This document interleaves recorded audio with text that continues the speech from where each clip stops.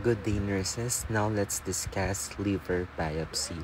When we say liver biopsy, this is a diagnostic procedure where a small piece of liver tissue is removed and examined under a microscope. So we aspirate liver tissue. Anong gagawin natin? Parang ganito siya. Okay, pinasok natin yung needle and then nag-aspirate tayo ng sample ng liver tissue natin. This liver tissue will undergo histologic analysis. Okay, para saan? To diagnose or to rule out cancer or liver cirrhosis. Okay, para makita natin or ma-diagnose natin kung may cancer or liver cirrhosis ang pasyente. So, when we perform your liver biopsy, gaya nga ng sabi natin kanina, we insert needle.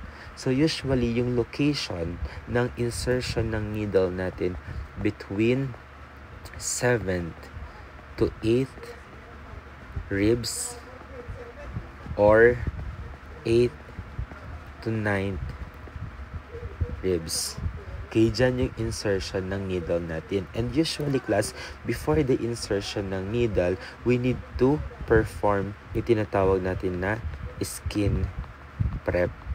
Okay, kailangan natin i-perform para kailangan kasi sterile technique to prevent the induction or the introduction ng bacteria that can cause infection.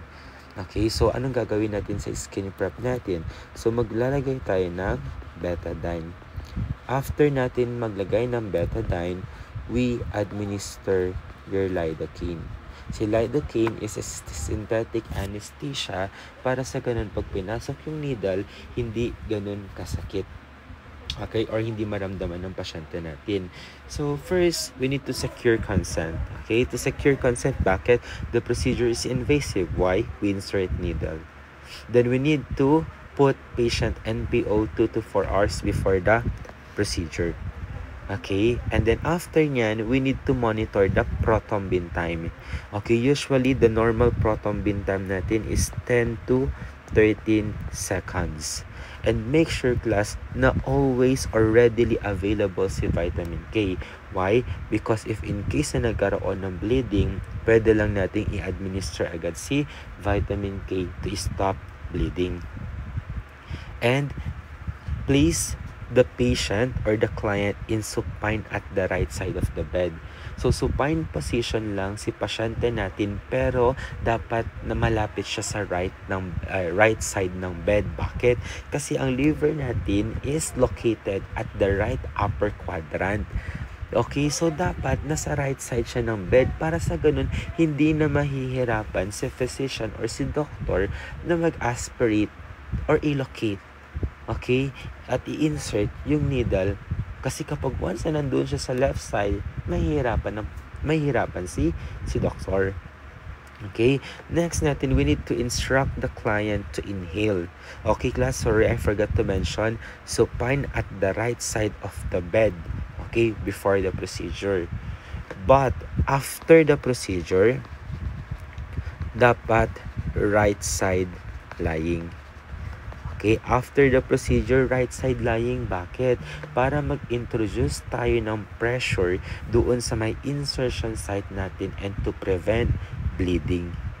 And next, we need to instruct the client to inhale and exhale deeply for several times and then exhale and hold the breath while the MD insert the needle.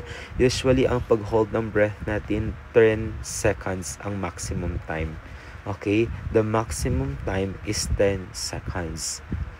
And bakit natin ginagawa yan? To prevent the accidental puncture ng ating lungs. Okay, so pag may difficulty of breathing, it means that the patient, okay, the patient or pwedeng magkaroon na siya nung complication natin. Okay, yung accidental puncture ng lungs natin. And then next, right lateral pause procedure. Ito pala yun, yung sinasabi ko kanina. Right lateral pause procedure for 4 hours to prevent bleeding. And bed rest for 24 hours din to prevent bleeding as well. and observe for signs of peritonitis. Okay, what are the manifestation ng peritonitis natin? We have the pathognomonic sign na rigid board-like abdomen.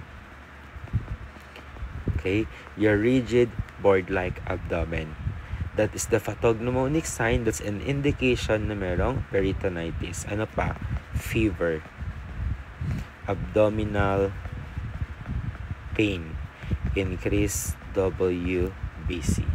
These are the manifestation of your peritonitis. We're done with liver biopsy.